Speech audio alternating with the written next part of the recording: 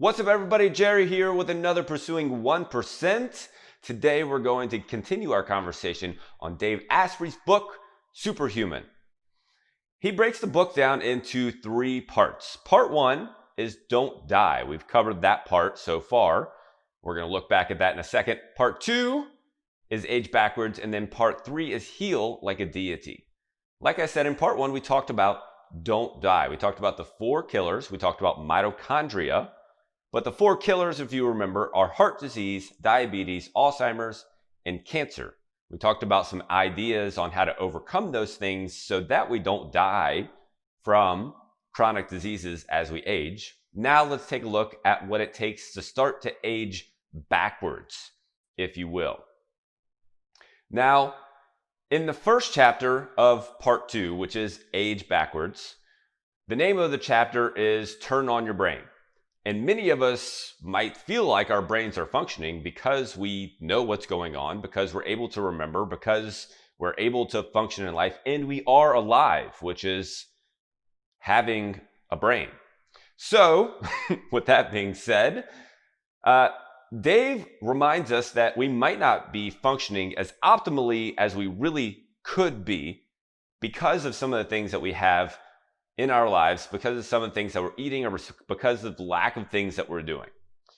In one of the previous 5-Minute Fitness Fridays that we've done, we talked about the link between Alzheimer's and lack of sleep, and how people who have lack of sleep on a regular basis have an increased risk of developing Alzheimer's disease over time due to the development of amyloid plaques over time. Amyloid plaques are the substances in your brain that develop in your brain, and those plaques are linked to Alzheimer's disease. But if you want to know more about that, make sure you check out that 5-Minute Fitness Friday. In his book, Dave tells us about 3 other factors that are worth paying attention to and are strongly linked to the development of Alzheimer's disease. And those are chronic inflammation. Sorry, my handwriting was not on this morning. Chronic inflammation, insulin resistance, and toxin exposure.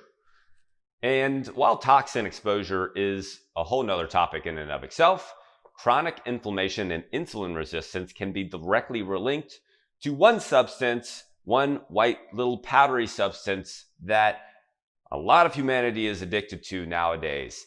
And he suggests that one of the best ways to reduce both of those things, and partly toxin exposure because it is a toxin to the body, especially in excess, he talks about reducing/eliminating sugar. Reduce/eliminate sugar. Yes, that is a common thing that we have talked about. We've already mentioned the importance of reducing and eliminating sugar in the first couple of Pursuing 1% of this book, but it is worth repeating, especially if you want to turn your brain on and want your brain to function optimally moving forward. That is your Pursuing 1% today.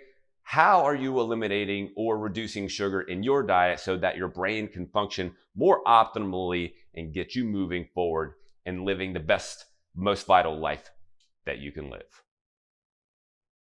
Check out more of our health and fitness videos on YouTube, Facebook, and Instagram. Be sure to like, follow, or subscribe so you never miss out on our new content posted daily that contains life-changing strategies.